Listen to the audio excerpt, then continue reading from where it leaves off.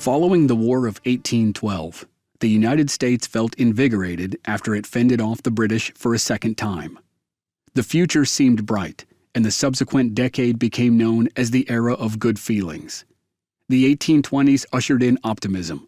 Families grew, new states entered the Union, and the country began to create its own identity through music, folklore, and tall tales. Tall tales were pivotal in crafting an American image. The tales were inspired by people, places, and professions found across the growing nation. Some characters were fictitious.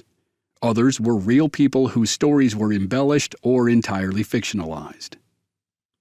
Daniel Boone became one of the first subjects of tall tales and folklore. In a similar vein, David Crockett was on his way to becoming a popular folk hero as well. He was from what is today eastern Tennessee. He became a cowboy at the age of 12 and an accomplished hunter by the time he was a teenager. He got married at 21, and he and his wife Polly had 3 children in Jefferson County, Tennessee. Shortly after he moved his family to Franklin County, he felt called to join the War of 1812. The U.S. and Great Britain were back at war, and a theater of that expansive conflict developed south of Tennessee. The Creek War, a civil war between 2 halves of the Creek Nation, exploded in the modern-day state of Alabama, and Crockett rode south with a column of Tennessee volunteers. Crockett's column was led by Colonel John Coffee, and it was one part of the larger Tennessee Army commanded by General Andrew Jackson. Coffee's column, with Crockett as a scout, fought and won the critical battle of Tallushatchee against a force of Creek warriors. Jackson's Tennessee Army, along with forces from Mississippi Territory and Georgia, successfully ended the Creek War. And then Jackson became the hero of the War of 1812 when he won a stunning victory at the Battle of New Orleans. Davy Crockett did 2 tours of duty with John Coffee's command, and Crockett was thrilled to return home in the spring of 1815 when the war was over. He had had enough of soldiering to last him a lifetime, or so he thought. He said at the time that his career as a warrior was done, but as fate would have it, it wasn't. His return to soldiering would happen many years in the future, but in the present, after the War of 1812, he started his political career. His first wife, Polly, passed away of a mysterious illness soon after he returned from the war. He remarried, and he decided to move his family away from the homestead that he and Polly and their 3 children had shared for nearly a decade. Crockett and his new wife Elizabeth Patton and their growing brood of children settled in Lawrence County. In the space of 1 year, Crockett's political career took off like a shot. He had a good reputation from his service as a soldier. He won people over with light-hearted rhetoric and creative storytelling, and they grew enamored with the 31-year-old frontiersman. They encouraged him to run for public office, and Crockett decided it was worth a try. In 1818, the people of Lawrence County elected David Crockett, Lieutenant Colonel of the 57th Tennessee Regiment of Militia. He was now the highest elected military man in the county, and his star continued to rise. Shortly after becoming a lieutenant colonel, Crockett became Justice of the Peace. Then he became the town commissioner of Lawrenceburg, Tennessee. For the first time, he had some financial stability, and he began to feel comfortable in his surroundings. But politics proved to be nearly as frustrating as farming, which he hated, and nearly as dangerous as frontier warfare. Enemies lurked everywhere in the political landscape, and they could be nearly as sneaky as Creek warriors. There would be talk of David Crockett for President of the United States, but by the mid-1830s, he started to believe that his future did not lie to the east in Washington, D.C. It lay to the west, in the new frontier of Texas.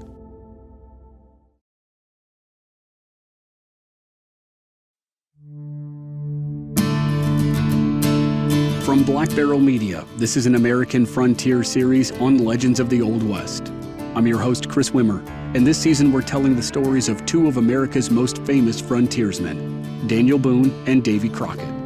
This is Episode 5, Davy Crockett Part 2, Go to Hell or Go to Texas.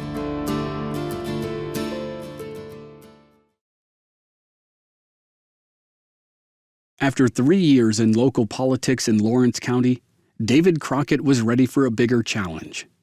As Justice of the Peace and Town Commissioner, he was intimately aware of the needs of the people around him, and he thought he could help by running for statewide office. When he decided to run for a seat in the Tennessee Assembly to represent Lawrence and Heckman counties, his folksy background and demeanor worked to his advantage.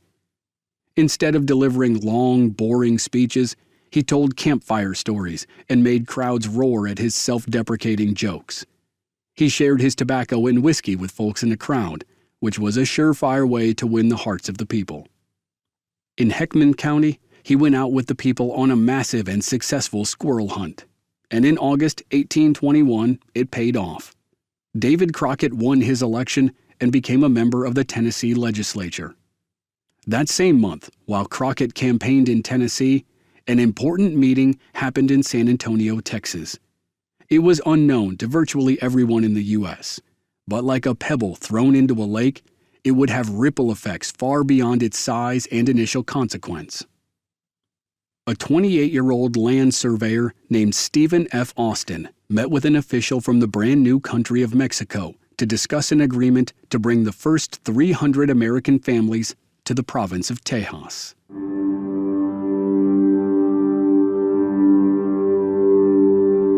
It had been a whirlwind year for the Austin family in pursuit of the dream of settling American families in the province of Tejas. In January 1821, Moses Austin, Stephen's father, secured an agreement with the Empire of Spain to take settlers to Tejas. At the time, the country now called Mexico, and all of the lands claimed by Spain in North America were called the Viceroyalty of New Spain. Tejas was one of the provinces of the Viceroyalty. Unfortunately for Moses Austin, he didn't live to see his colony come to fruition. He passed away in June 1821 from pneumonia, and his son Stephen took over the project of establishing a colony in Tejas. By that time, Spain was on the verge of losing its viceroyalty. For 11 years, the people of the Viceroyalty of New Spain fought a war of independence against the Spanish Empire. By August 1821, the war was all but done, and the new Mexican Empire would declare its official independence 1 month later. So, in August 1821, Stephen F. Austin met with Mexican officials in San Antonio to make sure his father's plan would still be granted by the new empire. Mexican officials said yes, Austin could bring settlers to Tejas. The agreement would have its share of problems over the next few years, but by December 1821, the first of the original 300 families were arriving in Tejas. At that time, David Crockett had just finished his first session of 4 years in the Tennessee Assembly. He championed the causes of poor farmers. He was earnest in his beliefs, and they kept him popular. But his tenure was not without conflict. The 1820s was a time of great change in the national political landscape. Political parties collapsed or shifted or merged. As the nation moved toward the presidential election of 1824, General Andrew Jackson emerged as a dark horse candidate. Like Crockett, Jackson was a plain-spoken political outsider, which made him popular. And of course, he was the hero of the War of 1812, and then the First Seminole War, which added the new territory of Florida to the Union. He helped expand his home state of Tennessee, and he was one of 3 men who co-founded a small town called Memphis on the banks of the Mississippi River. Jackson's allies and advisors convinced him to run for a U.S. Senate seat from Tennessee while he was in the middle of a 2-year campaign for president. And it was the senatorial election which put him at odds with David Crockett. During the Creek War, Crockett had served in a portion of Jackson's Army of Tennessee Volunteers. 8 years later, Crockett did not support Jackson for the U.S. Senate. Until 1913, U.S. senators were appointed by state legislatures. They were not elected by a popular vote of the people in the state. When Crockett voted against Jackson for U.S. Senate, it was the start of a 10-year rift between the two headstrong, independent old fighters.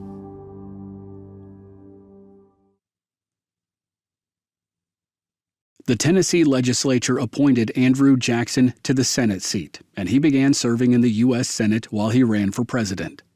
And during that time, another soon-to-be legendary Tennessean started his own political career. In 1823, Sam Houston was elected to the U.S. House of Representatives from Tennessee. Houston had also fought in Jackson's army in the Creek War, and he and Crockett became friends during their time as soldiers. 2 years after Houston went to Congress, Davy Crockett decided to follow his old friend to Washington. After 2 terms in the state legislature, Crockett ran for and won a seat in the U.S. House of Representatives. By that time, Andrew Jackson had failed in his bid to become president, and the round robin of the 3 Tennesseans continued. When Jackson lost the presidential election, he resigned his Senate seat and returned to Tennessee. After Crockett and Houston were in Congress for just 1 year together, Houston returned to Tennessee to become governor. That left Crockett alone in the nation's capital, but only for a year. In 1828, while Sam Houston was governor of Tennessee and Davy Crockett was a U.S. congressman from Tennessee, Andrew Jackson won the presidential election and moved into the White House. At first, there were no major issues between the Tennesseans. That changed when a major policy promoted by Jackson drew the ire of Crockett. In 1830, Jackson wanted to open up more land to American settlers. A bill called the Indian Removal Act was intended to grant the president the authority to move the tribes of the southeast region off of their ancestral land. Gradually, after the War of 1812, the states of Alabama, Mississippi, and Louisiana joined the American Union. Now, Jackson wanted to move the tribes from those states to lands west of the Mississippi River. Crockett was incensed by the proposal, and he defied the majority of his fellow congressmen and the president. On May 19, 1830, Crockett rose from his seat to deliver an unyielding critique of the bill. He admonished Jackson, who he had always respected and considered a friend. The bill defied tribal sovereignty and prior treaties.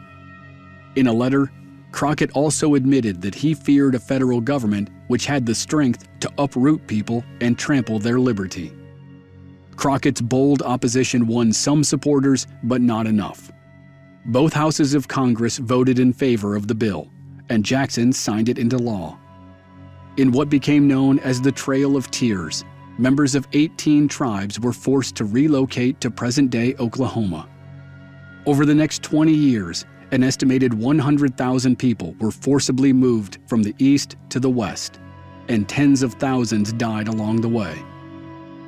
After the disagreement over the Indian Removal Act, Crockett's time in Congress was slowly coming to an end. But it was in large part because he started to become a nationwide celebrity.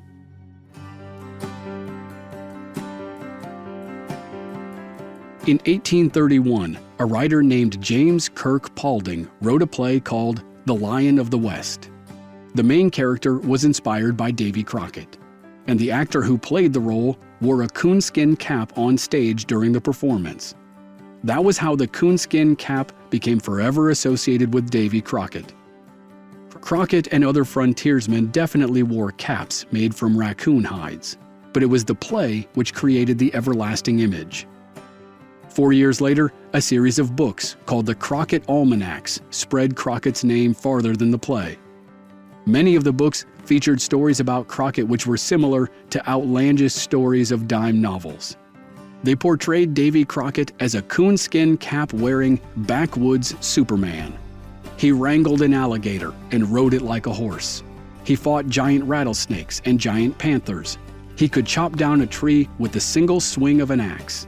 He defied gravity by going up Niagara Falls. He summoned fire from a rock in order to burn Native American warriors who were chasing him. Then, on the heels of the almanacs, Crockett wrote his autobiography with the help of a fellow congressman. It was more accurate than the outrageous stories in the almanacs, but it also helped launch the legend of Davy Crockett, especially when it came to bear hunting. Crockett was already a famous bear hunter thanks to campfire stories, but now the stories reached a wider audience. According to the stories, Crockett killed 10 bears on a single hunting trip. In the most famous story, a bear charged into his hunting camp and meant to attack his hunting dogs. Crockett shot and killed the bear, but then a second bear started fighting with 2 of his dogs. With his rifle now empty, Crockett leapt at the bear and stabbed it repeatedly with his hunting knife. Before he could catch his breath, he heard barking in the nearby brush. He ran toward the sound and discovered that his dogs had chased a bear up into a tree. Crockett reloaded his rifle and killed his 3rd bear in less than 30 minutes. Those stories and many more were wildly popular with audiences, and Crockett went on a book tour to support his publication. The book tour increased his popularity with the general public, but it decreased his popularity as a politician. He was absent from Congress for long periods of time, and he started to face accusations that he wasn't taking his job seriously. In 1835, it all came to a head.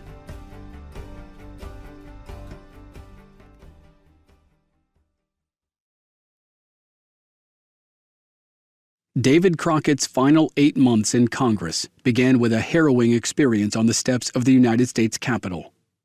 On January 30th, 1835, Crockett, President Jackson, and other officials gathered at the Capitol for the funeral of a congressman. After the service concluded, Crockett followed President Jackson out of the East Portico exit. Waiting outside was an unemployed painter named Richard Lawrence.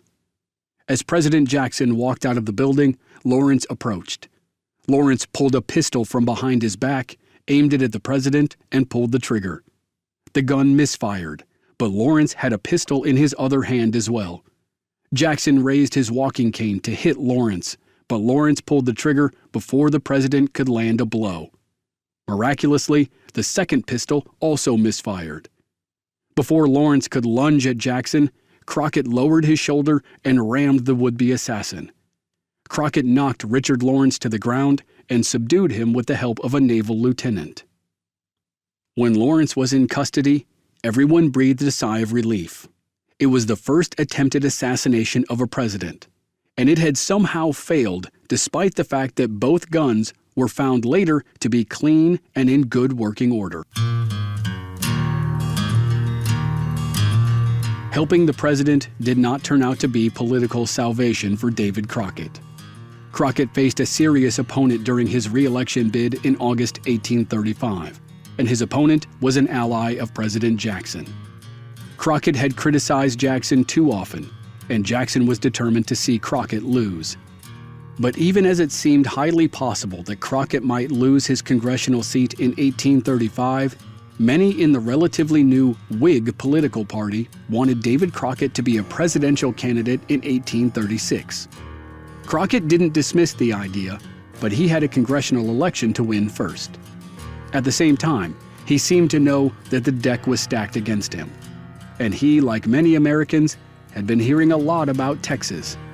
There were stories of available land, as well as rumblings that a rebellion might be stirring.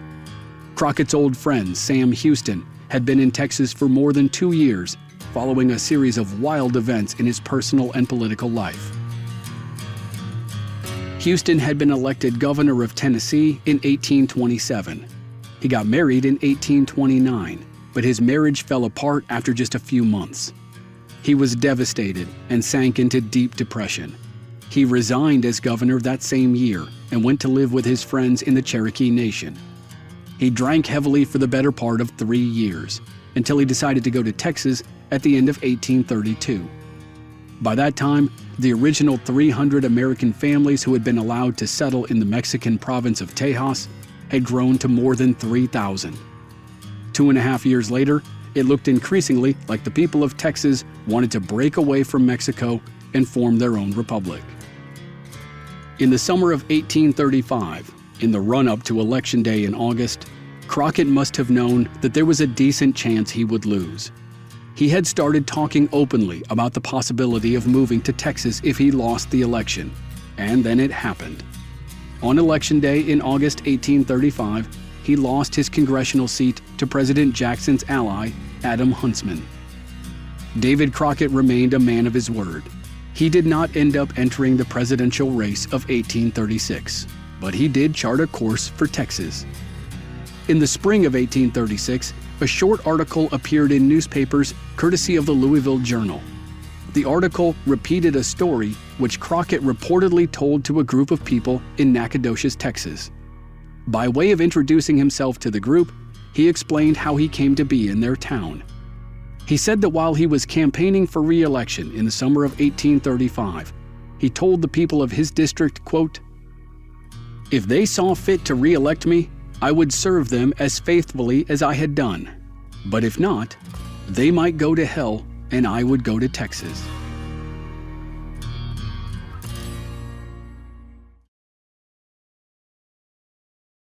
For a while, the Mexican government hired American citizens as land agents. Land agents served as middlemen who helped Americans legally relocate to Texas, and they were compensated nicely. When Crockett heard about land agents, he thought it was the perfect job. Crockett believed the money could pay off outstanding debts, and maybe he could find prosperous land where he could relocate his family. On November 1st, 1835, Crockett loaded his horse with supplies, gunpowder, and a rifle given to him by his constituents, which he named Betsy. He bid his family farewell, which was a common occurrence over 20 years of hunting, soldiering, and politicking. He rode with a group of about 30 men, who were all headed for Texas, and they were already running late. Crockett's old friends, Henry McCullough and his younger brother Ben, were well on their way to join the revolution, which was sure to begin any minute. For many people in Texas, they believed the War of Independence had already started. By 1835, there were roughly 38,000 people in the Mexican province of Tejas, which American settlers called Texas. Spanish descendants in the province were called Tejanos. American settlers were called Texians, and nearly all of them wanted independence from Mexico. In 1835, the new Mexican president, Antonio Lopez de Santa Anna, tore up the Mexican Constitution and started to assume authoritarian control over the country. For the Texians and many of the Tejanos, Santa Anna's actions signaled the need for rebellion. On October 2, 1835, a group of about 100 Mexican soldiers skirmished with about 150 Texian militiamen outside the settlement of Gonzales, about 60 miles east of San Antonio. The Mexican company had been sent there to retrieve a cannon which had been given to the town to protect it from Native American attacks. As tensions rose between Santa Anna and the people of Texas, the Mexican military wanted the cannon back. According to Texas lore, 5 Texian officers in Gonzales created a flag which featured a crudely drawn image of a cannon and the words, "Come and take it." The flag flew over the town as the Texians attacked and pushed back the Mexican troops. The Mexican commander was in a tight spot. He had been ordered to take the cannon by force if necessary, but to avoid an actual battle if possible. So, after the Texians attacked and both sides sustained minor casualties, the Mexican commander backed off.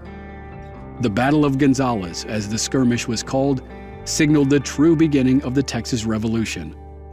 1 week later, a Texian force attacked and captured a fort called Presidio La Bahia near the town of Goliad.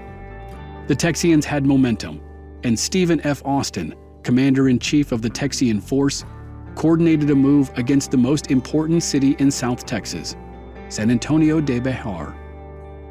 By the end of October, a Texian army of several hundred men was laying siege to San Antonio and its old Spanish mission-turned fort, the Alamo. And while Stephen F. Austin tried to convince the Mexican military commander in San Antonio to surrender, Davy Crockett and a group of Tennesseans rode toward Texas. Crockett's first big stop was Memphis, where he and the group rested for a couple weeks. In early December, right before they resumed their journey, a surprising triumph happened in Texas. The Texian army took San Antonio. Starting on December 5, 1835, and continuing for the next 5 days, the Texian army fought through the city. It was a last-ditch effort, a move-it-or-lose-it situation. Supplies and morale were low for both armies. The siege had lasted for nearly 2 months, and the Texian commanders knew that if they didn't do something soon, they would lose their volunteers. By the night of December 9th, the Texian army had trapped the few remaining Mexican soldiers in the old Spanish mission called the Alamo. It hadn't been a religious institution for 40 years, and it had slowly evolved into a small fortress for military use. In the early morning hours of December 10th, the Mexican commander agreed to surrender. 4 days later, the commander led 800 Mexican soldiers out of San Antonio. The Texians were victorious, and many believed they had won the war. But the war had barely started. When President Santa Anna learned that the Mexican commander, his own brother-in-law, had surrendered San Antonio, Santa Anna was outraged. He had already been planning to move north from Mexico City with a huge army to crush the upstart rebels, and by the end of December, he was on the march. His first target was San Antonio, to reclaim the city and to avenge the dishonor brought upon his family. That was the cauldron that Davy Crockett and the other Tennesseans were walking into when they left Memphis in mid-December. Crockett and the others arrived in Nacogdoches, Texas, in early January 1836. The small town in the heart of the piney woods of East Texas was about 350 miles from Memphis on a straight line. In Nacogdoches, Crockett was happy to rendezvous with his old friend Ben McCullough, though Crockett was disappointed to learn that Ben's older brother Henry had returned to Texas. And it was in Nacogdoches where Crockett reportedly regaled listeners with his now famous story of telling his constituents in Tennessee that if they didn't vote for him, they might go to hell and he would go to Texas. It was also in Nacogdoches on January 14th where Crockett signed an oath to serve as a volunteer for the Provisional Government of Texas for the next 6 months. In return, he and the other men who took the oath would each receive 4,600 acres of land. They were now volunteers in the fledgling Texian army, which was still a work in progress. The situation was messy, and it was evolving quickly.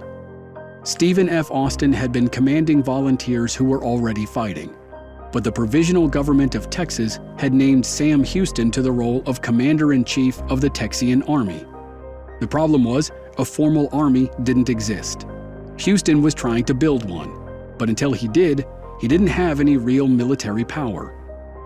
On January 17th, 3 days after Crockett swore an oath to Texas, Houston wrote to the provisional governor and asked permission to abandon the Alamo. Houston wanted to order Colonel Jim Bowie, one of the commanders at the fort, to remove the cannon and to blow it up. Houston believed, quote, "It will be impossible to keep up the station with volunteers." Jim Bowie, a resident of San Antonio de Bejar, vehemently disagreed. On February 2nd, 1836, 6 days before Davy Crockett arrived at the Alamo, Bowie wrote to the governor and said, quote, "The salvation of Texas depends, in great measure, in keeping Bejar out of the hands of the enemy. Colonel McNeil and myself have come to the solemn resolution that we will rather die in these ditches than give it up to the enemy." And so, the stage was set for a legendary chapter of American history. The provisional governor of Texas denied permission to abandon the Alamo. Santa Anna's army crossed into Texas and was 3 weeks away from arriving in San Antonio. And Davy Crockett and other volunteers journeyed from Nacogdoches to San Antonio to make a final stand.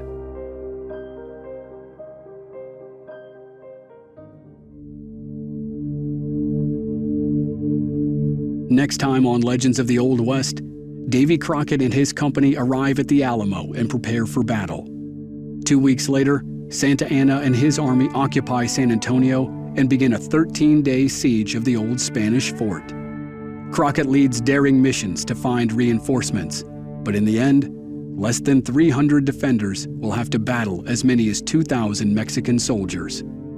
The story of the Alamo is next week on the final episode of Frontiersmen and the story of Davy Crockett here on Legends of the Old West.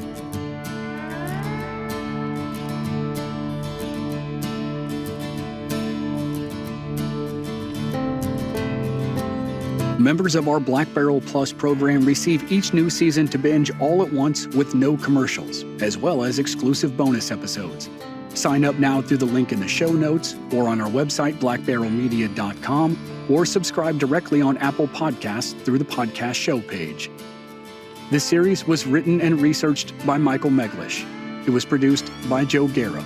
Original music by Rob Valier. I'm Chris Wimmer. Thanks for listening.